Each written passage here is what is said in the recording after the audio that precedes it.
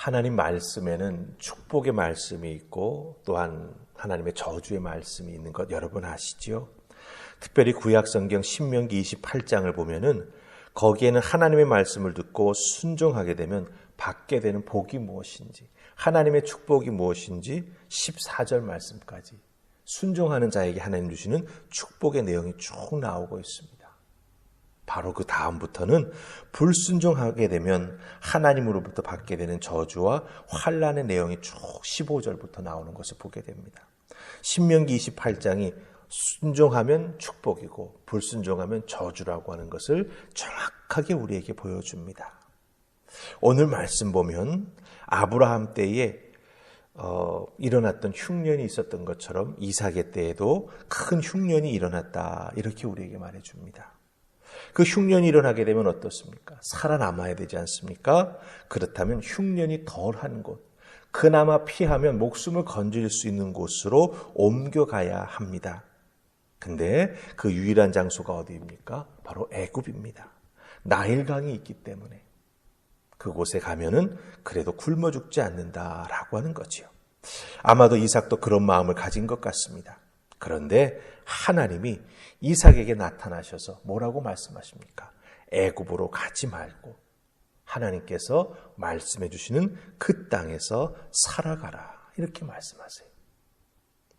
3절과 4절 보면은 그렇게 말씀하시는 하나님의 모습이 나온다라고 하는 것이죠.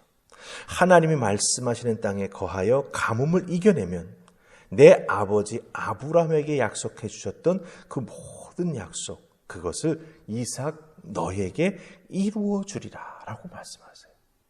그렇죠? 하나님 말씀하신 곳에서 흉년을 이겨내면 내 아버지 아브라함에게 약속하셨던 모든 축복을 아들인 이삭 너에게 내가 이루어 주겠다, 이렇게 말씀하시는 것을 우리가 보게 됩니다. 신실하신 하나님이시지 않습니까? 하나님의 자녀들을 도우시고 인도하시는 하나님이시지 않습니까? 그 하나님의 손은 절대로 짧지 않음을 우리가 성경을 통해서 너무나 잘 알고 있지 않습니까? 하나님께 순종했더니 아브라함이 엄청난 하나님의 은혜와 복을 받습니다. 그런데 여기서 우리가 놓치지 말아야 될 정말 귀한, 아브라함이 어떻게, 이삭이 어떻게 귀한 은혜를 이렇게 덧입을 수 있을까? 하나님의 축복이 임할 수밖에 없는 이유가 무엇일까? 그것을 알 수 있는 중요한 단초가 오늘 말씀 속에 있습니다.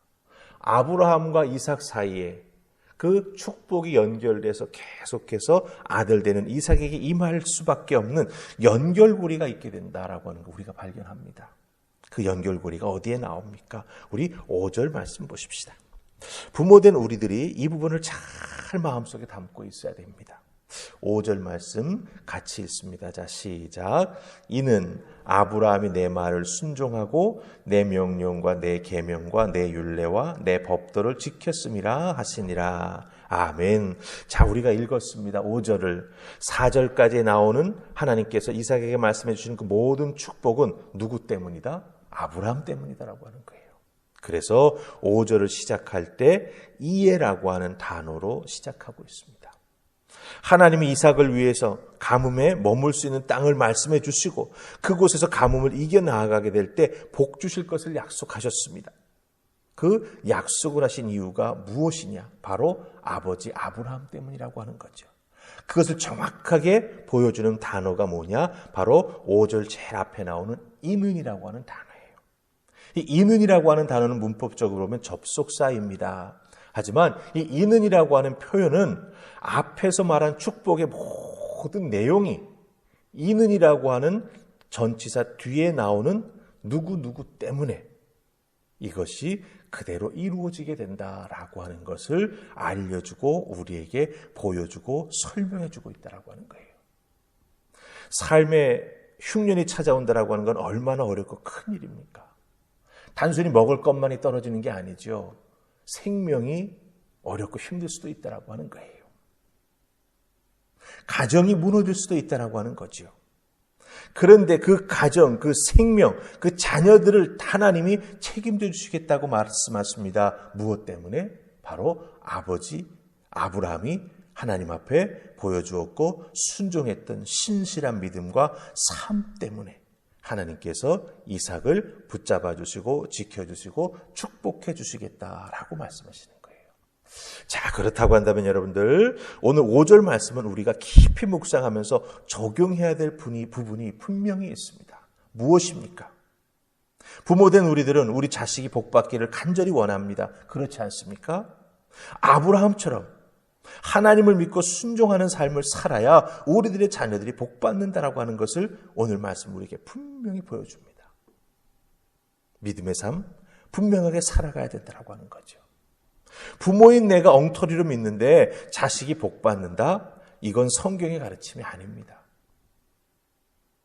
부모도 바른 신앙생활을 하고 자녀에게 그 바른 신앙의 모습을 보여줄 뿐만 아니라 믿음의 유산으로 남겨주는 부모가 되어야 그 자녀도 복받는 인생을 살아간다라고 하는 거예요. 부모된 우리들이 착각하지 말아야 될 것이 있습니다. 자녀들을 위해서 몇 번 기도했다고. 네. 그 몇 번의 기도로 자녀가 복받는 인생이 될 것이다. 성경은 그렇게 말하지 않습니다. 성경은 특히 오늘 말씀은 아브라함이 하나님께 이삭을 제물로 드릴 만큼 순종했던 그 믿음을 보신 것이죠. 온전한 헌신, 주님과의 동행하는 삶, 그것 때문에 이삭이 복받는다. 그렇다고 한다면 우리도 마찬가지다. 하나님께 온전한 헌신을 드려야 되고 우리 주님과 삶을 동행해 나아가는 분명한 우리들의 믿음의 모습이 있어야 된다라고 하는 것이죠. 자녀를 위한 부모된 우리들의 전적인 헌신. 요즘처럼 힘든 세상을 살아갈 자녀들을 위해서 우리가 행해야 될 믿음의 모습이 무엇이냐? 바로 이 전적 헌신이라고 하는 겁니다.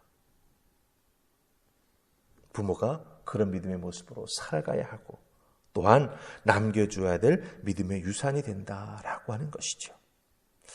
대를 이은 전적인 헌신이 있는 믿음의 가정, 하나님께서 복 주실 수밖에 없다라고 하는 것입니다. 그런 의미에서 여러분들, 우리가 자녀를 위해서 기도할 때 기도하는 것 참 중요합니다. 그러나 또 한 가지, 내가 부모로서 그 자녀들에게 남겨줄 믿음의 유산, 아브라함처럼 하나님을 믿고 신뢰했고 하나님이 원하시는 것에 순종했고 하나님 앞에 자기의 삶을 온전히 올려드린 아브라함처럼 우리도 살아가야 된다라고 하는 것, 그것이 진정 우리들의 자녀들이 복받는 열쇠가 되는 것이고 또한 믿음의 가문을 세울 수 있는 중요한 초석이 된다라고 하는 것 꼭 기억하시면서 아브라함처럼 하나님 앞에 순종하며 자녀를 위해 기도하는 귀한 부모님들 다 되실 수 있기를 주님의 이름으로 축복합니다. 아멘. 우리 기도하십시다. 좋으신 하나님 은혜 감사합니다. 오늘 말씀 속에 하나님께서 이삭에게 나타나셔서 이 흉년 들어 가뭄이 임할 텐데 애굽 땅으로 가지 말고 내가 내게 말할 그 땅에 가서 그 흉년을 이겨내라 말씀하십니다. 믿음이 필요한 것이고 순종이 필요한 것이죠. 이삭이 아버지 아브라함처럼 그렇게 순종하여 아버지 앞에 나아가 믿음으로 삶을 살아갑니다. 도우신 하나님의 은혜가 임하는 것을 보게 됩니다. 우리들도 이 모습 기억하면서 부모된 내가 우리들의 자녀들을 위해 남겨줄 수 있는 믿음의 유산이 무엇인가? 열심히 기도하는 것, 하나님의 전적인 헌신의 삶을 살아가는 것, 하나님을 영화롭게 하는 믿음의 삶을 살아가는 것, 그 귀한 믿음의 유산을 물려줄 수 있도록 주여 도우시고 그로 인하여 우리들의 자녀들이 복받게 하시고 어려운 삶의 순간을 이겨내 나아갈 수 있도록 믿음의 지혜를 허락하여 주시고 또한 그것이 자녀들에게도 잘 전수되어서 하나님을 잘 믿고 순종하며 헌신하는 귀한 믿음의 가문으로 세워져 나아갈 수 있도록 축복하여 주시옵소서. 오늘 우리들의 삶의 자리에서도 하나님을 영화롭게 하는 귀한 전적인 순종과 믿음의 삶이 우리들의 삶의 자리에서 일어날 줄 믿사옵고 예수님 이름으로 기도하옵나이다. 아멘.